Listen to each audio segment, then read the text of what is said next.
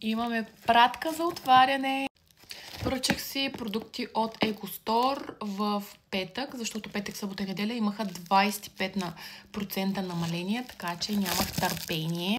Сега нека отворим. Първо, опаковката е супер женствена и супер готина. Много ме кефя. Махаме целофанчето. Егостор козметика за селфита без филтри.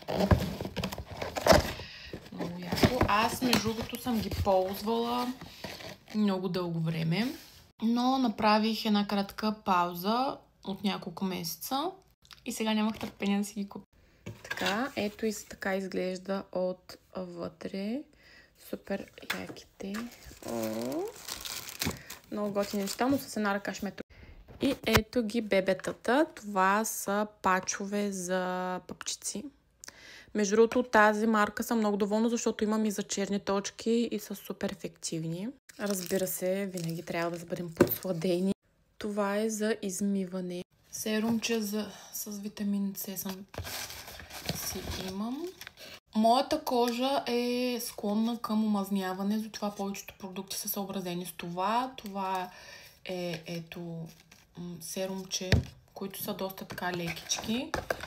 Имам си и естествено против черни точки.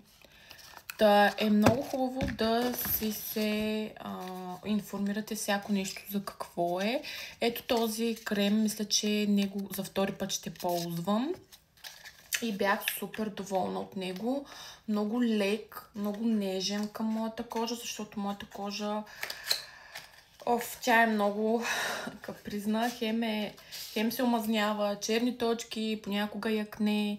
Имам просто и кремовете, които са по-тежки, не пренасят грам добре. Но ето този крем, той е много лекичък и много приятен, нежен и е супер.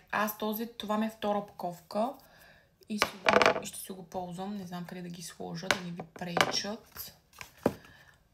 Да, но повечето неща ще си ги ползвам за пръв път, тъй като аз нарочно искам да изпробвам неща. Има още няколко продукта. Слънцезащитата, която от супер много време исках да я ползвам, да я пробвам. Бях си взела една друга от техният сайт, само че тя свърши. Ще ви я изобразя тук. Тя също е много хубава, но много исках да използвам и тази, но сега не мога да я отворя. Успях да я измъкна. Ето тази